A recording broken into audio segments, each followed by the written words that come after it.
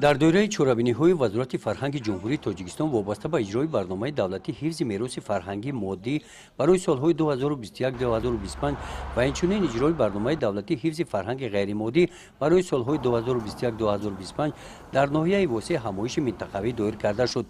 در این چورابینی اشتراکچیان متخصصان مملکت‌های تاریخی فرهنگی از شهر و ناحیه‌های ولایت ختلان و متخصصان از مؤسسه دولتی اتحاد علمی استحصالی عاید به برقرارسازی یادگاری‌های تاریخی فرهنگی نخست از یادگاری تاریخی قلعه هولبوگ دیدن نمودند.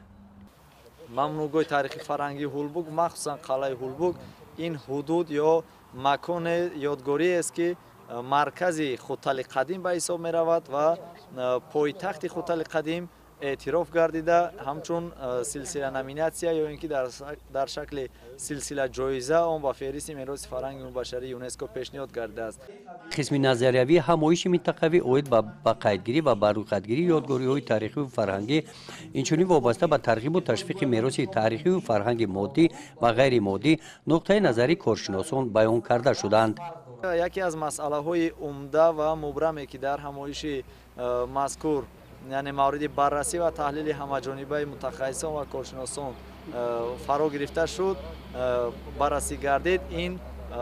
آماده کردن پرونده های نامیناسیونی حدود خوتل قدیم باشد که 12 ابیکت رو در بر میگیرد. اینها از قبیل قصر شاهان خوتل، یادگاری قلعه هولبوگ، منظر تپه، شهرستان هولبوگ، این ابیکت ها به واسطه از خود ناحیه واسع ولایت ختلان هستند. اینچنین یادگاری زال زر ناحیه دنغره، مقبره مولانا تاج‌الدین، یادگاری های زال زر ناحیه فرخار، یادگاری شهر تپه، کاروانسرای طاهر، اینچنین یادگاری دیر بودایی خشتپه از ناحیه خوالینگ و همین طریق یادگاری اجنه تپه ناحیه وخش و یادگاری حلیورد ناحیه جلال‌الدین بلخی می باشد. باید قید نماییم که پرونده های نامیناسیونی یادگاری های مذکور در شکل سلسله جایزه یا سلسله نامیناسیا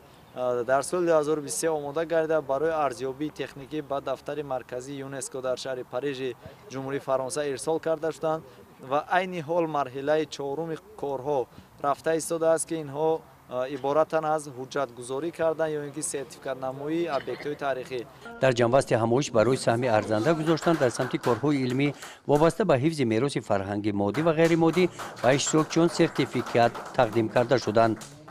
گزارش خواجه نظریف خدای نظر زهروف از ناحیه واسع برای برنامه اطلاعاتی نوید.